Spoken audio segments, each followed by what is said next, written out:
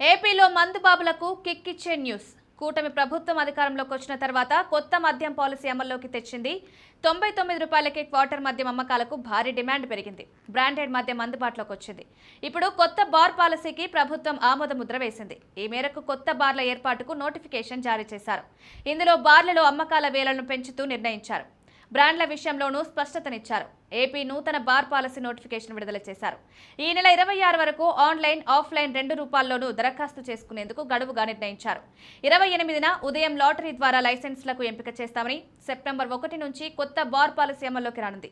కాగా బార్ పాలసీలో అనేక మార్పులు తీసుకొచ్చారు. 840 బార్లకు ప్రస్తుతం నోటిఫికేషన్ జారీ చేయగా అందులో 10% గీతా కులాలకు కేటాయించింది. వారికి బుధవారం నోటిఫికేషన్ జారీ చేసి 30న లాటరీ నిర్వహించనున్నారు.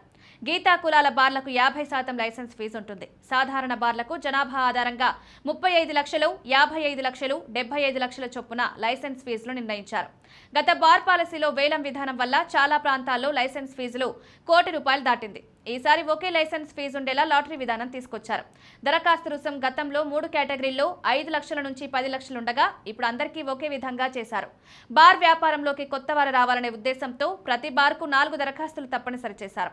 దీనివల్ల గుత్తాధిపత్యం తగ్గుతుందని అధికారులు చెప్పారు. లైసెన్స్ ఫీజు 6 విడతల్లో చెల్లించే వెసులుబాటు కల్పించాలని, ఇక బార్ల పనివేళలను ఉదయం 11 నుంచి రాత్రి 11 వరకు కాకుండా ఉదయం 10 నుంచి రాత్రి 12 గంటల వరకు మార్చుతూ నిర్ణయం తీసుకున్నారు. అయితే ఈ బార్లలో 99 మద్యం రూపాయల అమ్మకాలు ఉండవు.